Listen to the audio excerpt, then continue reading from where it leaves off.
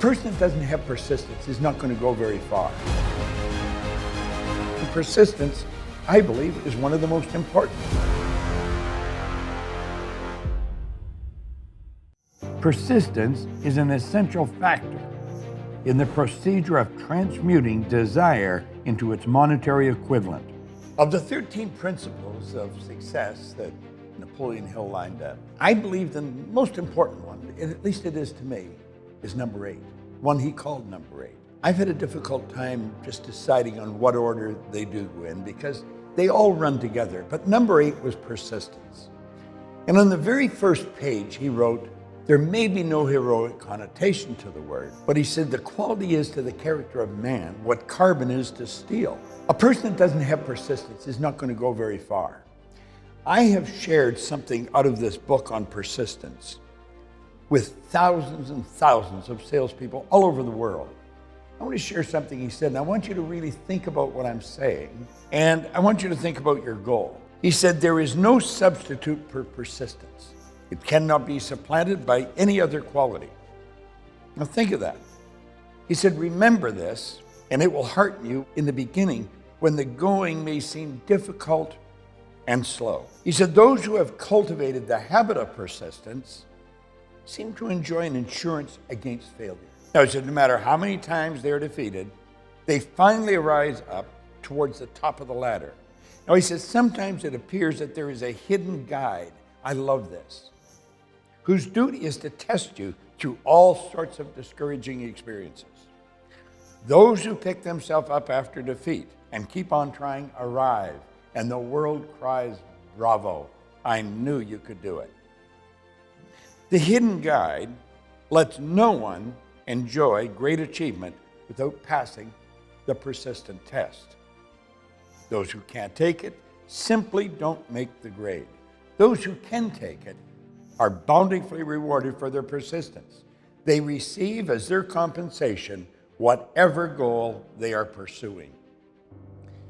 Now, in another part of this, he was obviously in New York. He was sitting in a hotel room and he was looking down on Broadway. And he wrote, as these lines are being written, I look up from my work and I see before me, less than a block away, the great mysterious Broadway, the graveyard of dead hopes and the front porch of opportunity. He said, from all over the world, people have come to Broadway seeking fame, fortune, power, love, or whatever it is the human being calls success. He said, once in a while, someone steps out from this long procession of seekers and the world hears that another person has mastered Broadway. But he said, Broadway is not easily nor quickly conquered. She acknowledges talent, recognizes genius, and pays off in money only after a person has absolutely refused to quit. Then we know that this person has discovered the secret to conquer Broadway. And the secret is always inseparably attached in one word, persistence. You know, I have compared that to sales. I've compared it to success in engineering. In every walk of life, if you just take Broadway out and put your business, your industry in, it fits. Because you're going to be tested time and time again. So how do you develop this quality called persistence? Well, he tells you in here how to develop it. But I've come to the conclusion, if you don't have a proper desire, you're never going to develop persistence.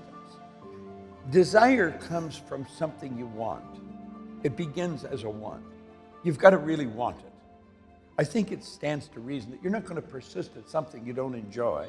You're not going to persist at something you don't like. So a person has to start out with a want. This is all covered in desire. And that want has to really start cooking in your mind. And then you have to get emotionally involved with it. And it's the emotional involvement that plants that idea, properly plants it in your subconscious mind. You have to feed that then. And you feed it through faith. And it's the faith that you're going to reach this that causes you to keep focusing on it.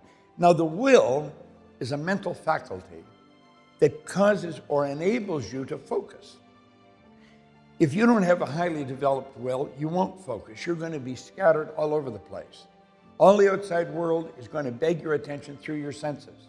You're going to be hearing, seeing, smelling, and everything outside is going to grab your attention. When you have a highly developed will, it's almost like you shut down the senses. You bring your mind to bear on the one concept that's really important to you, what you want. The outside world shut off. And then you start feeding that desire. It becomes easy then to persist. Now he tells us here there's 4 steps. He clearly outlines them. Anyone that wants to develop persistence. Now I would pay particular attention to this. I've shared this with thousands of people. It's very important. He said there are 4 steps which lead to the habit of persistence.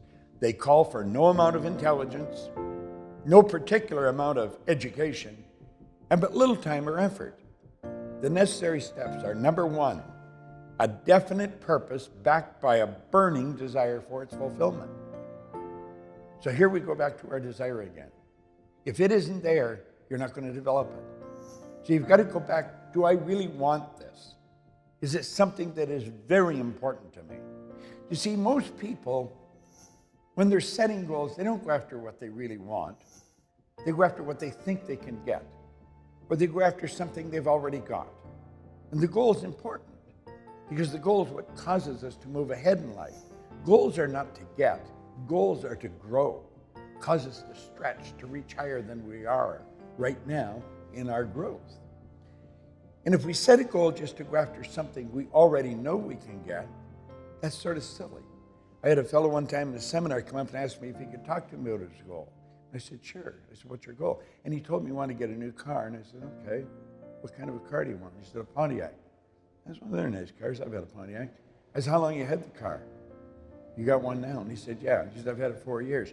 I said, how old is the car? He said, 4 years. So I said, you're telling me that you had a new Pontiac 4 years ago, and now your goal is to get a new Pontiac. I said, you've known for 4 years how to get a new Pontiac. That wouldn't constitute a goal. You got to go after something you really want. See, he didn't understand the concept, so he had never developed persistence because he didn't have the proper goal. And if he graduates from that, then he's going after something he thinks he can get. He starts to measure his resources, his money. And he thinks, I could do this if this happened, that happens. That's not going to cut it. He's got to go past that. He's got to go after something he really wants. And he probably won't know how to get it. When we want something, it's coming from inside. It's causing us to stretch. And you've got to have something you really want, or you're never going to develop persistence. Now, he says the 8 steps principles of success. Remember I mentioned there was 30 major causes of failure, but there's only 13 steps that's going to guarantee that you can develop wealth. And he's clearly outlined it, and persistence, I believe, is one of the most important. So when he says you've got to have this burning desire, if you're not going after something you really want, you won't develop it. And you've got to understand, you don't have to know how to get it. People that have accomplished anything in their life, they didn't know how to get it when they set the objective. They just knew they would. We've covered this in the decision lesson. Pay particular attention to that lesson before you come back to this. He said, number 1, a definite purpose backed by a burning desire for its fulfillment. And number 2, a definite plan expressed in continuous action. Now we're going to point out where that plan might change. As a matter of fact, the plan probably will change because you're going to be led by the 6th sense. When we get into that, your intuitive factor, you're going to find that the way will be shown. And where you lay down your plan, the plan will probably be changed. But you never change the objective. You persist. You keep on going. Number 3, he said, a mind closed tightly against all negative and discouraging influences, including negative suggestions of relatives, friends, and acquaintances. That's very important. The people you associate with, they play an enormous role in your life. So you've got to be very careful about the people you spend a lot of time with. We are not thinking anywhere near as often as we choose to believe we are. And when we're not thinking, our mind is wide open. And so those negative suggestions are coming right in. And like that, we're snapped into a negative vibration. That's why this 3rd part is so important. A mind closed tightly against all negative and discouraging influences. Do you know you can form the habit of just rejecting all negativity? You can get your mind onto such a positive frequency that none of the negative stuff is going to stick. It just doesn't resonate with your thinking. Number 4, a friendly alliance with one or more persons who will encourage you to follow through with both plan and purpose. So he says these 4 steps are essential for success in all walks of life. So you see, it really doesn't matter what you're doing. It's how you're doing it. It doesn't matter what the objective is, as long as you really want it. You've got to turn it into a burning desire. Otherwise, you will not persist. When you've got the idea properly planted in your mind, it starts to control you. And he points that out. He said, first you give life, action, and guidance to the idea. But then it'll take on a power of its own. And it gives life, action, and guidance to you. And it just keeps driving you. This idea of persistence cannot be given too much importance, because it's that one quality inside that's going to keep you going. You're going to run into all sorts of discouraging experiences. Napoleon Hill was told that by Andrew Carnegie when he first set out on this mission. Now here's a guy that was starting out, a young reporter, and he was told by his mentor that you could do better than I'm doing. Now, if that's where all of this philosophy originated with Andrew Carnegie, and then it was studied and passed on to us by Napoleon Hill, I think we should pay attention to it. Here's a poor young man that's going to go past the wealthiest man in the world. And he did. He accomplished more. Why? Because he kept giving himself the proper affirmations. But he wouldn't have done that had he not had the proper goal. You see, he sold himself on the idea that he could do something, and he had absolutely no idea how it was going to happen. And that's what you've got to do. You've got to pick the target that really is important to you. Otherwise, you'll never develop the persistence. And he said, you've got to turn it into a habit. Now, let's think of what a habit is for a moment. A habit is an idea that's planted in your subjective mind. And it's planted so often, bang, it automatically takes over, and it automatically expresses itself without any conscious thought. Habits make us. They also break us.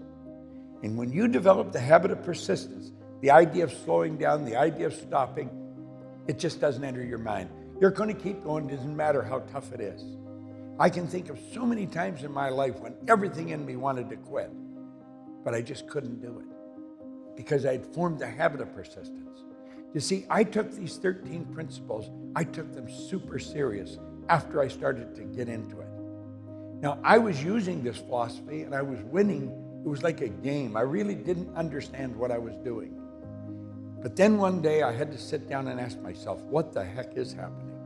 And as I started to study this in depth, I realized that all successful people were following all of these principles. Whether they were consciously aware of it or not was another thing. But I never, ever met anyone who was very successful that was not also persistent, that followed their path. Now, do you know, this is something that you really want to study and study in depth. Get this, study into it. You know, a lot of people talk about luck, lucky breaks. The only break that you're ever going to be able to depend upon is the one that you give yourself. There's no such thing as a lucky break. Somebody asked Hill about that one time. He suggested that he got a lucky break with Carnegie.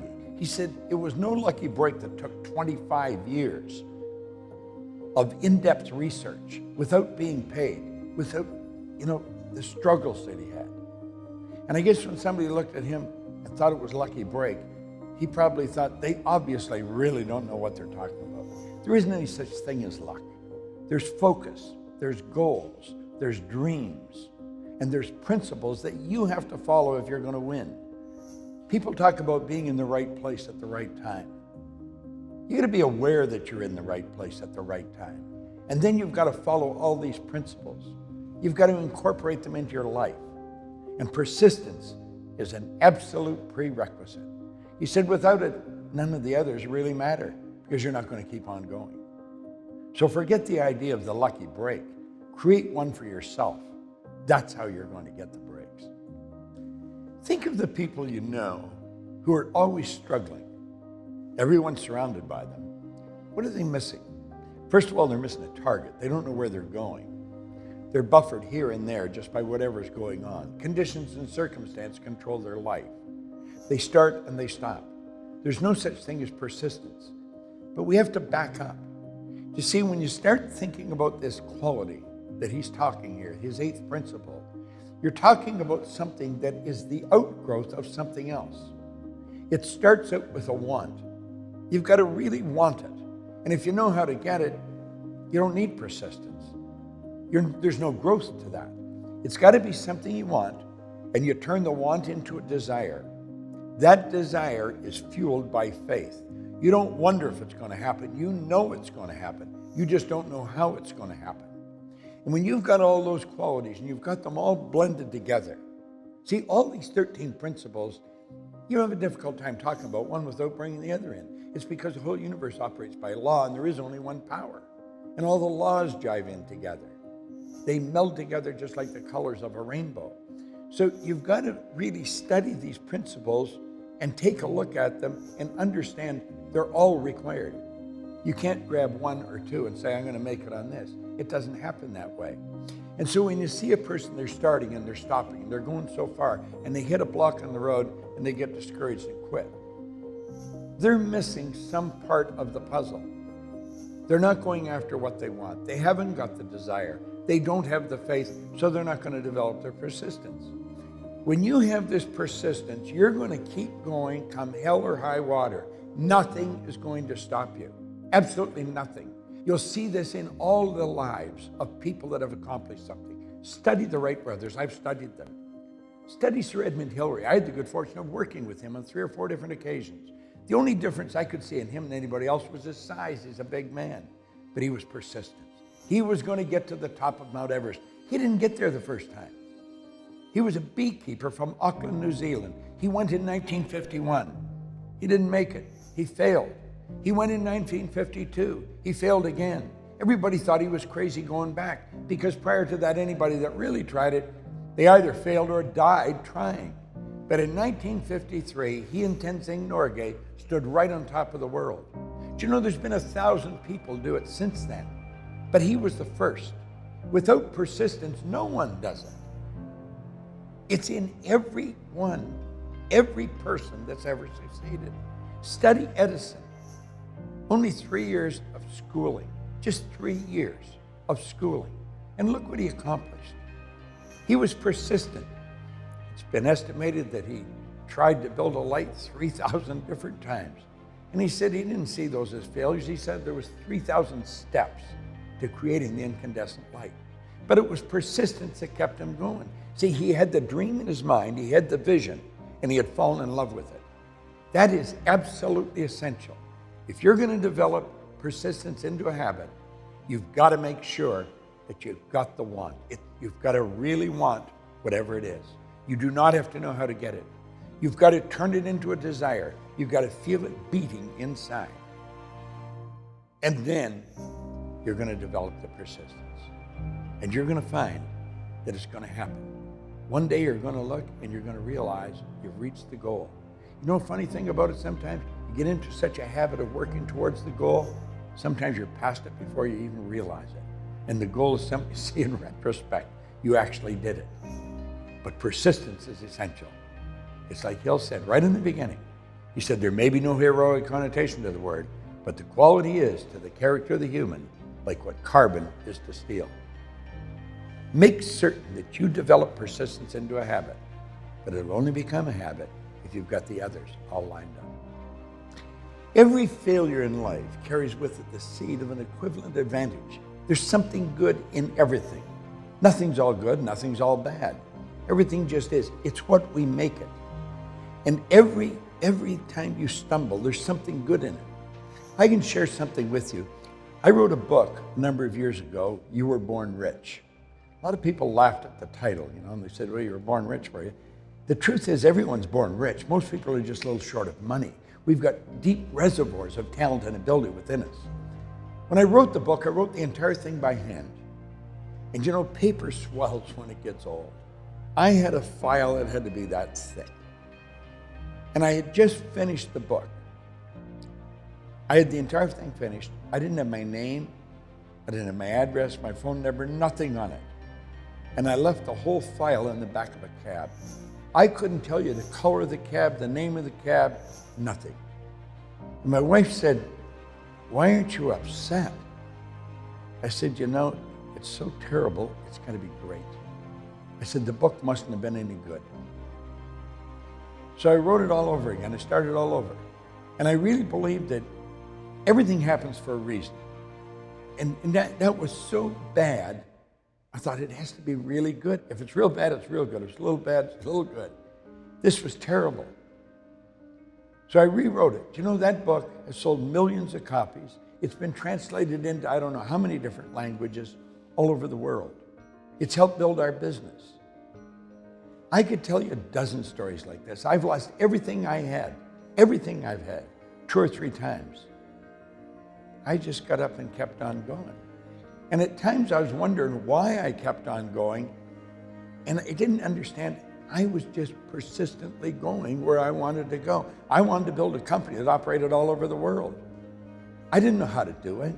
I had no idea how to. I didn't have the resources to do it. So I had to get out and I had to find those resources and I had to keep on going.